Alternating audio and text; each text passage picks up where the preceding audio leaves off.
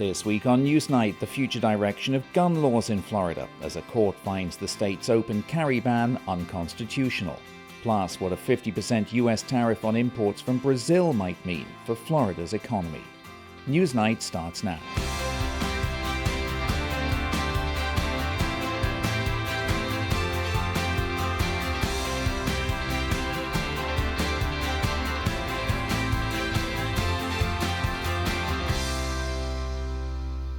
Hello, I'm Steve Mort. Welcome to Newsnight, where we take an in-depth look at the top stories and issues in Central Florida and how they shape our community. First tonight, the issue of firearms regulation. An appeals court ruled Florida's open carry law unconstitutional earlier this month. The Florida Supreme Court had backed Florida's ban in 2015. Florida's First District Court of Appeal has now said the law runs afoul of a 2022 U.S. Supreme Court opinion that state laws must fit with the country's, quote, historical tradition of firearm regulation. In its decision, the Florida court said the Constitution protects the right to carry arms openly for self-defense. Florida's open carry ban, it said, cannot be reconciled with that guarantee. I spoke about it this week with those on both sides of the issue. First, let's hear from Luis Valdez from the Florida chapter of Gun Owners of America.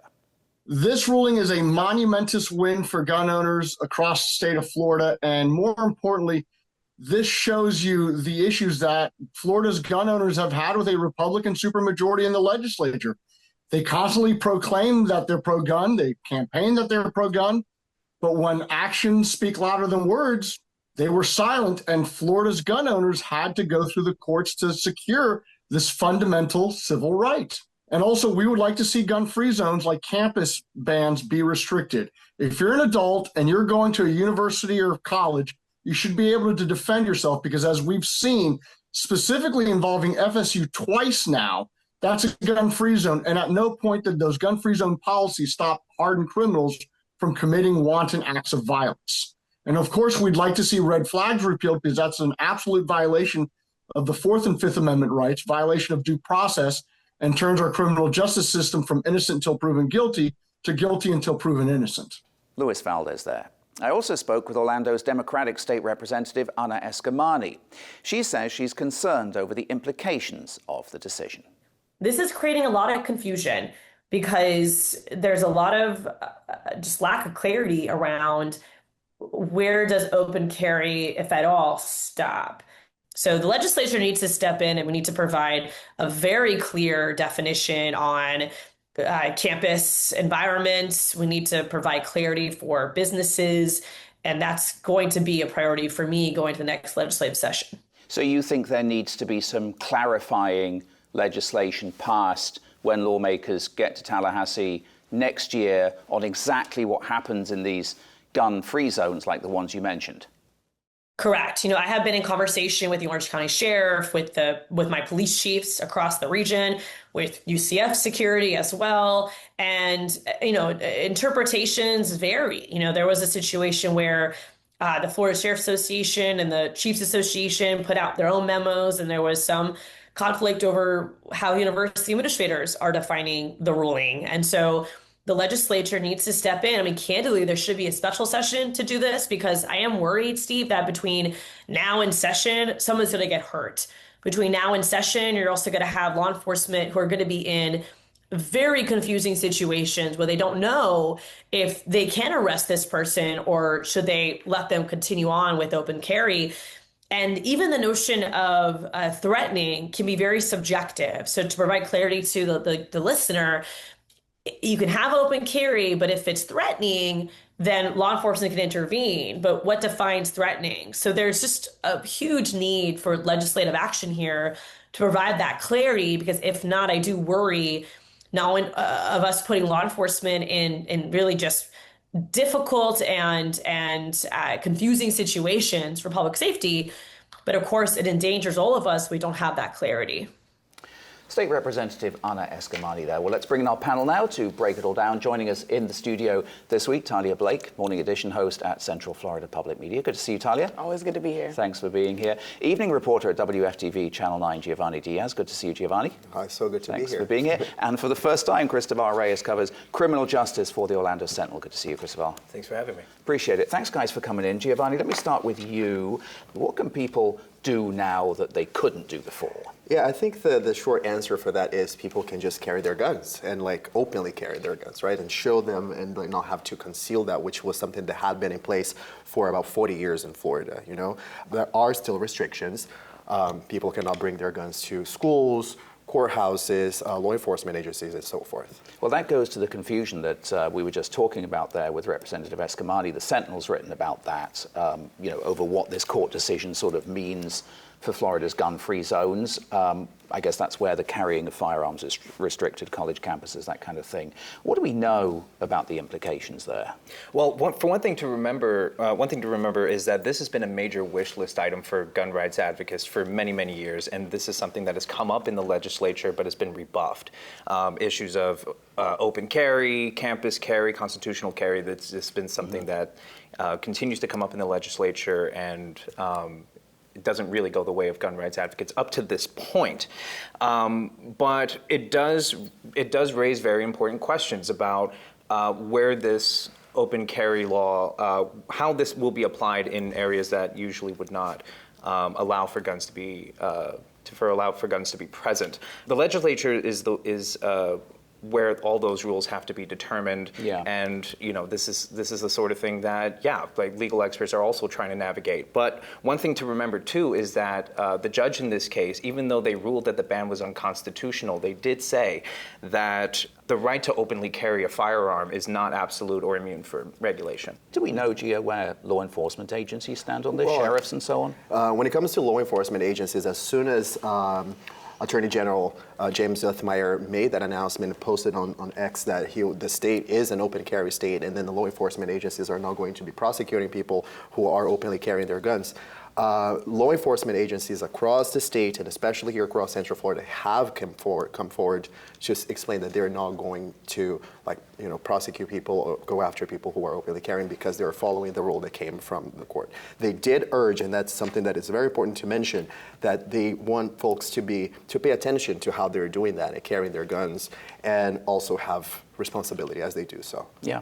Well, as we discussed recently on the program, the Florida Attorney General, James Othmeyer, is also declining to defend another state statute, the age restriction on buying a long gun in Florida. The Supreme Court is deciding whether to take up a challenge from the NRA on that law. As we heard a moment ago, Luis Valdez from the Gun Owners of America faults lawmakers in Tallahassee for not eliminating other post-Parkland measures, such as Florida's red flag law. Meanwhile, advocates for more restrictions on guns are pressing their case too. I spoke this week with Brandon Wolf, a Pulse survivor and National Press Secretary for the Human Rights Campaign.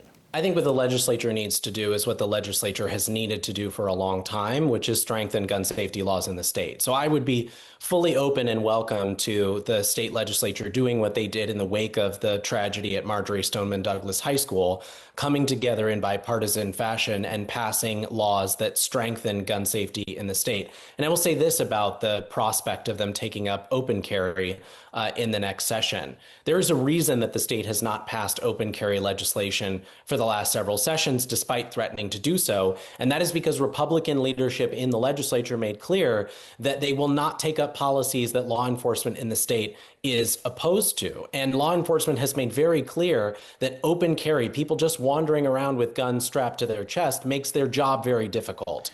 Brandon Wolf there. Talia, let me come to you first on this one. I mean, it does look like guns are going to come up again in the next session, but lawmakers have taken very little action on this issue this year. Most of the bills that we saw filed on guns failed. We just heard there from Brandon Wolf saying he thinks, about why he thinks that's the case. Why do political watchers think that we're seeing that hesitancy? A lot of them agree with Brandon that there is a lot of hesitancy because law enforcement themselves do not support this. Senate President has come out saying he does not support this. And then on top of that, outside of guns, I think there's the bigger issue people are looking at in terms of property insurance and property taxes. And I think people are more concerned with that being addressed than guns right now. I mean, we just saw lawmakers even meet this week to start those conversations already. And I think because there's that bigger issue that's still kind of hanging over everyone's head with property insurance being so high in Florida, that guns is kind of taking a back seat to that. Yeah, property tax is definitely a priority for the governor in the coming session. Chris, your colleagues at the Sun Sentinel in South Florida have written about this recently. The issue of guns seems to be bubbling up already in the 2026 gubernatorial race. Right, and I mean, gun rights have been an issue in elections just about every single time. But I suspect that with this ruling, especially by Democrats, it'll be a particularly crucial one. Yeah, well, it's interesting to note that the field of candidates for governor is getting potentially larger. Lieutenant Governor Jay Collins said this week in Orlando that he was nearing a decision on a run. Meanwhile, you can find more on this subject and others on our website, wcf.org/newsnight. Next tonight, the DeSantis administration and the state attorney for Orange and Osceola counties are at odds again, this time over a fatal roadside shooting in Orlando. Attorney General James Uthmire is pressuring State Attorney Monique Worrell to drop charges against Tina Algeo, citing self-defense and Florida's controversial Stand Your Ground law. Our office is again putting Orlando's State Attorney Monique Worrell on notice. You got it wrong in a recent case. You acted in error. State Attorney Worrell, who historically has not prosecuted a lot of cases she should have, did so here in a case against a woman who justifiably engaged in self-defense, who justifiably stood her ground. So we're calling on State Attorney Worrell. Fix this. Right this wrong.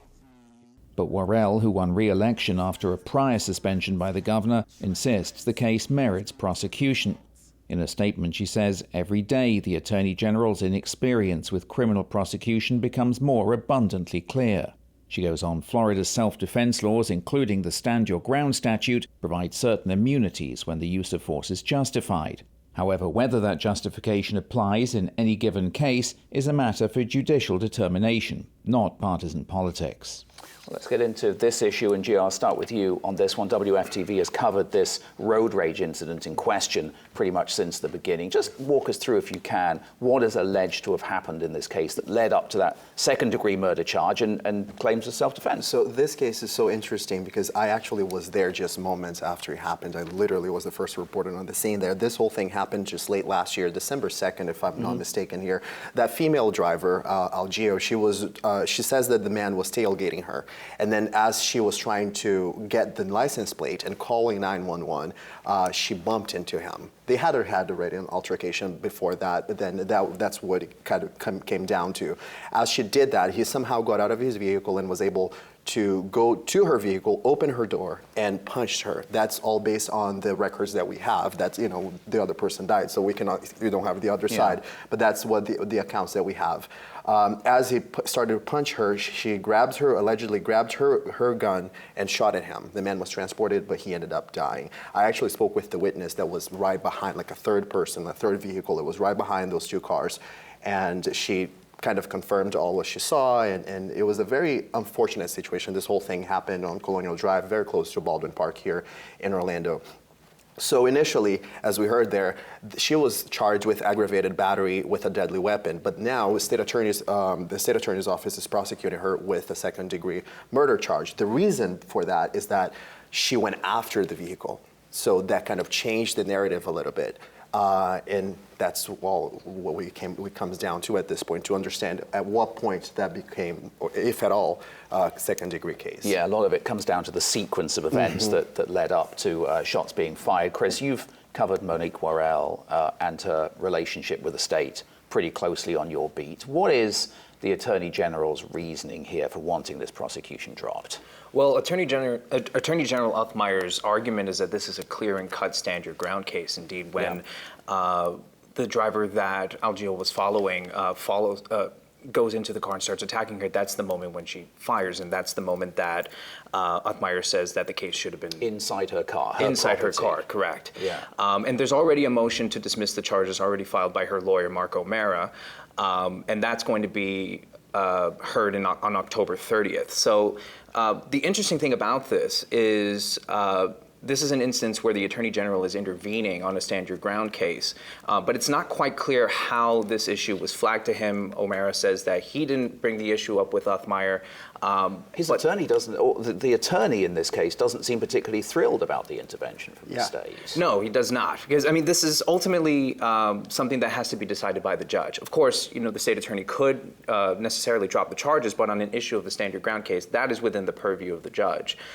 So there's some confusion as to how the Attorney General found out about this case and why he's intervening when this is going to be essentially heard later next month. Well, what is that relationship, though, between the state attorney's office and the Attorney General's office? Does the state attorney's office report to the Attorney General's office, or are they independent? So it's a bit of a mix of the two. So ultimately, the state attorney is accountable to the constituents within their circuit. Monique Worrell has won both of her elections rather handily, but even though she's allowed to create certain policies within the office that kind of speak to the context of the circuit, the Attorney General and the Governor does have the right to remove her, as was the case in 2023, if they believe that there was incompetence, neglect of duty, or any other sort of malfeasance. So, even though the Attorney General and the Governor have a right to, or have the ability to remove a state attorney from office if if they feel that they're not doing their duties properly,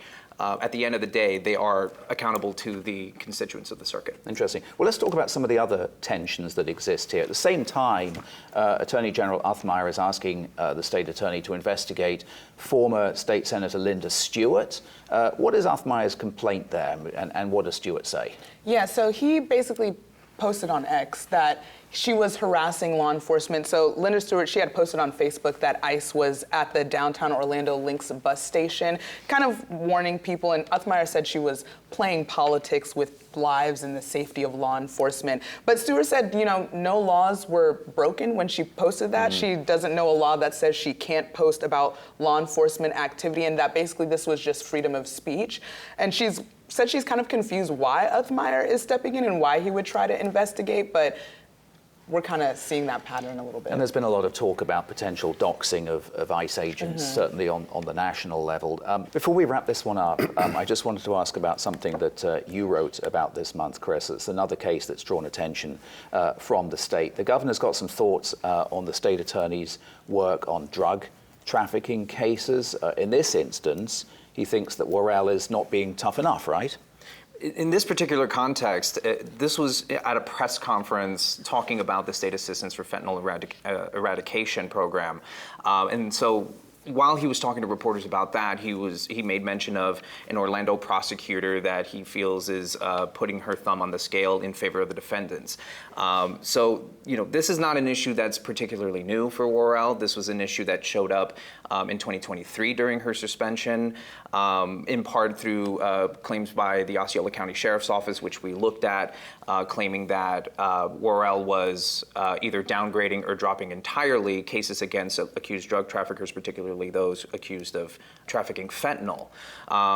Even though he never really mentions Worrell specifically in this, it was enough for Worrell to put out her own numbers on this, talking about how, at least up to that point, since January 2020, or since the beginning of the year, that her prosecutors have handled about 100 drug trafficking cases. Many of them have received mandatory minimum sentences. And her argument is that she's going for a balanced approach, holding these traffickers to account while taking folks struggling with substance abuse and putting them into treatment.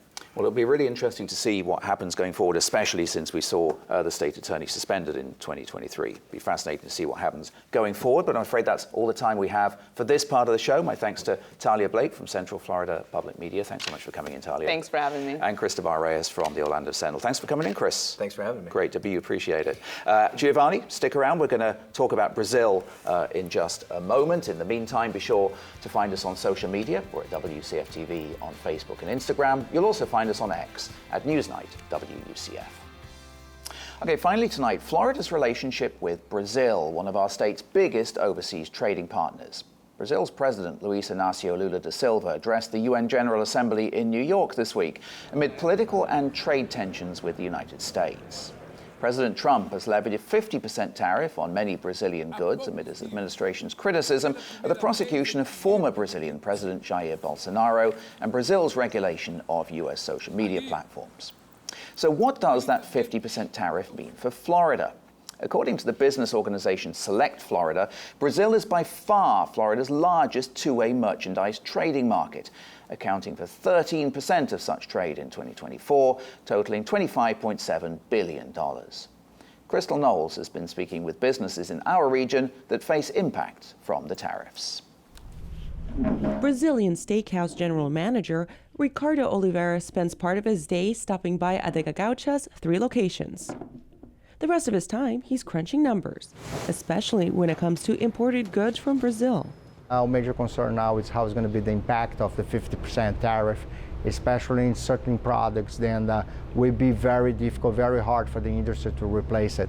The White House says the tariffs are meant to address what it calls the Brazilian government's reckless actions, including what the Trump administration sees as a politically motivated prosecution of former Brazilian President Jair Bolsonaro. Executive Director of the Brazil America Council, Laís Rodrigues, supports the 50% tariffs on imports, despite the potential price impacts on items like coffee, certain fruits, and a long list of imports. According to Select Florida, Brazil traded $496 million worth of fruit juices with Florida in 2024. Are you okay with paying more for those items? Yes, I am okay because I think if I'm paying more to help an American family to get paid and get jobs. It's gonna be tight for a little, but Brazil right now is unfortunately not corresponding to the democratic, light that the United States represents. Ariane Tusky, on the other hand, is worried about how she's going to source budget-friendly ingredients from Brazil for her restaurant, Cocoa Beach, Brazil. Something's coming from there, and we don't have any other choices. We try to find the similar products here in the local farms or things, but many other things don't find it because especially for our country. Back in Brazil, the Brazilian government is offering tax credits and expanding insurance to companies affected by canceled U.S. orders. Crystal Knowles reporting. We should mention that President Trump says he had a brief chance encounter with Brazil's President Lula at the UN this week. There's now talk of a potential meeting soon. We record this program on Thursday morning, so things can change by airtime. Or Giovanni Diaz from WFTV is still with us. Giovanni used to work for the Brazilian broadcaster Globo and recently returned from a trip to Brazil. Not a working trip, I should no, I this should was add. A vacation one. You yeah. were there for a while. Let's talk about this trade issue a moment. It's interesting, isn't it, that Brazil the US actually has a trade surplus with Brazil, one of a few countries, a handful of countries that the US has a trade surplus with. Yeah, and as you mentioned, the numbers there were just remarkable. We were talking about 13% of the trading relationship that we have between Florida and Brazil. Like Brazil, imagine all the countries in the world, and Brazil is responsible for about 13% of that. So it is a very important partner for Florida to have that relationship with Brazil. And what we see here is that the whole tariff war could damage that relationship, and that's why we kind of expect that the conversation to flourish and then maybe hopefully address that has been a problem for imports in Brazil. Yeah, and we see some concerns amongst local business owners. Of course, Brazilians also make up a sizable portion of international tourism traffic here in Central Florida. They also form a pretty large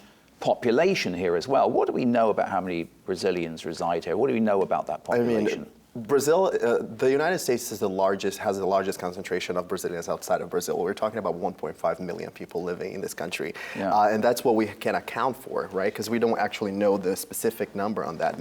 Most of Brazilians in the U.S. are in the Boston area and the tri-state area, New York City, New Jersey, Connecticut there, and here in Florida. In fact, Florida has about 200,000 to 300,000 Brazilians living here, according to Brazilian organizations that kind of track that number here. And Central Florida has about 60,000 Brazilians living here. Well, I myself am one of them.